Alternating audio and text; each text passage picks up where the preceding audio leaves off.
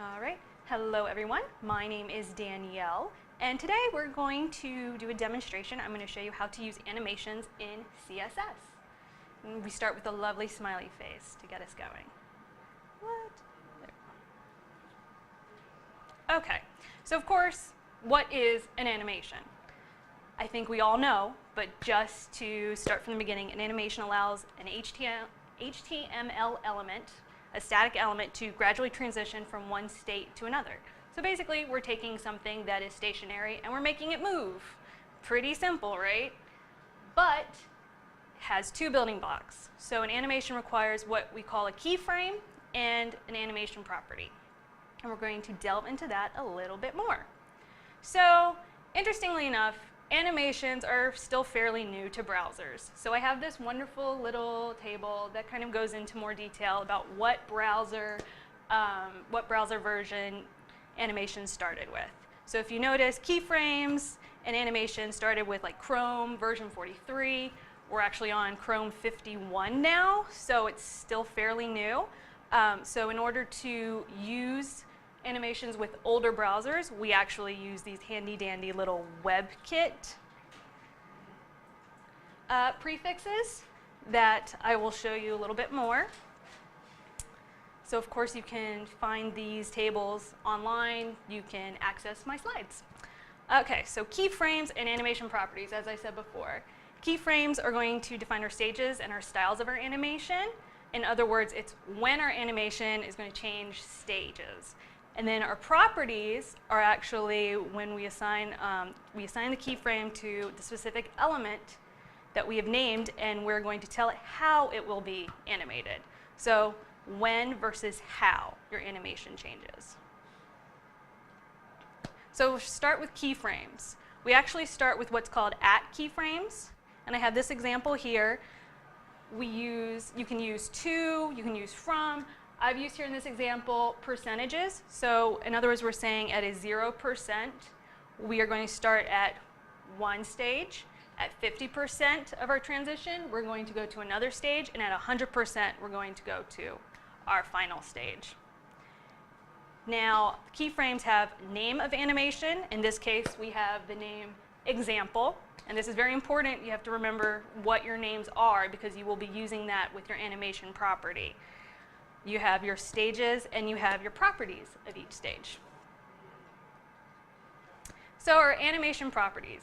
This gets a little tricky because there's actually a lot of them. So here is a shorthand of animation properties. We have animation and then all of those properties: name, duration, timing function, delay, iteration count, direction, fill mode, and play state. And of course, again, we have to make sure we are assigning our keyframes to the HTML element, and we have to tell it how we're going to animate it. So I have this lovely little example here. This goes with our example from before. So the name example, 10-second duration. We're going to ease into our transition. We have a 5-second delay. We have an iteration count of 3. It will be alternating direction. We have a forwards fill mode, and we have a paused play state. But we're going to go into a little bit more detail because you can actually do them separately. So here I have an example of animation name. It's very straightforward. It's your animation name. It's what you've defined it with the keyframes. So it's very important that these link up because otherwise it's not going to know what element you want to animate. Your animation duration is just that, the duration of your animation. These two are required because otherwise, if you don't have your duration specified, it's not going to animate at all. It's going to default to 0. And you're setting an animation, you want your animation to work. So we have what's called an animation timing function. These have ease as a property, linear, ease in, ease out, ease in, out, initial, and inherit. And they're still fairly straightforward. I've put up the differences between them. Ease is, of course, slowly building in to your transition, then speeding up, and then slowing down. Linear, it's going to be a gradual transition from start to finish. Ease in, it's going to slowly start. Ease out will slowly finish. Your ease in out is going to be a slow start and a slow finish. Your initial returns to the initial state, and your inherits from the parent element. And we have what's called an animation delay, as I said before. It is just that. It specifies, when your animation will start. So again, seconds or milliseconds, you can specify if you want your animation to be delayed. So I have this example here in CodePen of a ball being dribbled. I created a figure ball.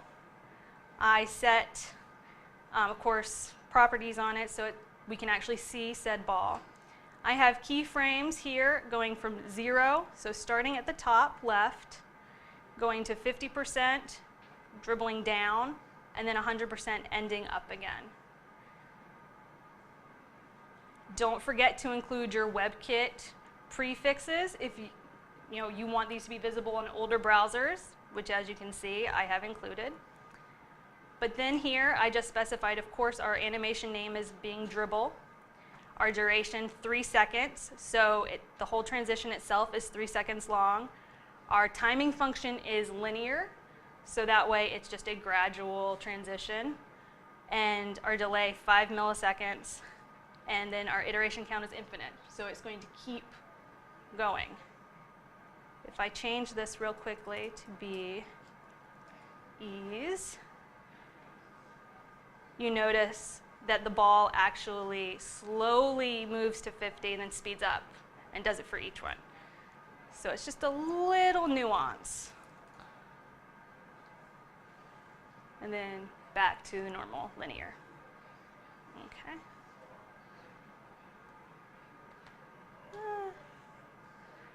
Okay. All right. So next. So we have our animation iteration count, which is kind of a mouthful. It's going to specify how many times you want your animation to run. We can specify a number, 3, 2, 25, whatever. You can say infinite, which means it's just going to keep running like a loop. You can say initial, which again returns back to its initial state. And then you have inherit, which is just like that, inherits from its parent element. And we also have what's called animation direction, which is telling it how you want it to actually animate through the cycle. So do you want to go normal, which is forwards, reverse, which is backwards, alternate, which is odd cycle forwards, and even cycles backwards, alternate reverse, which is the flip. So your odd cycle backwards and your even cycle forwards. I have another example. Is here. Here is a lovely green square I have coded out. Again, include your WebKit keyframes. I can't specify that enough. And here I have it where it will actually animate when I hover over it. So when I hover over, our lovely square slides back and forth. And I have this here with a direction of alternate, but we can do a reverse.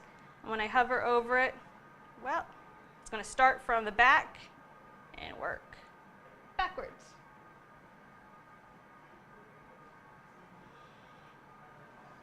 Ooh.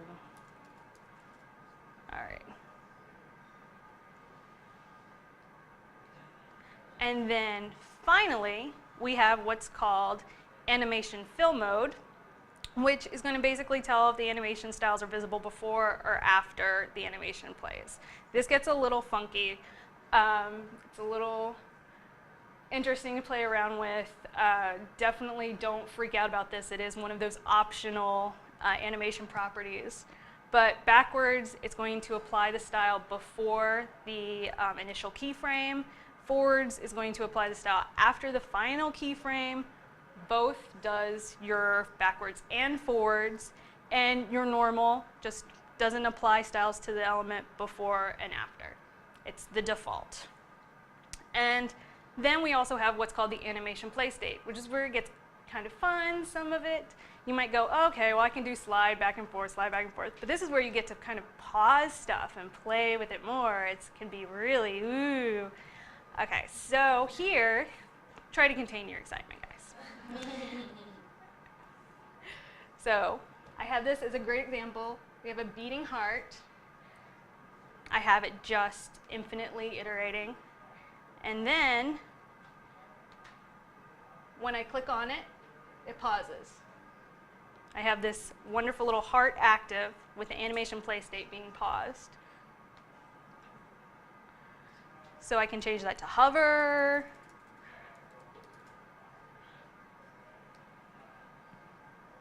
Pause. We could take that out and it would just keep going. Choice is up to you. That's one of the great things about animation. It is completely up to you how you want to play with it. So, in summary, we have the foundations of animation. They go hand in hand. They're both important.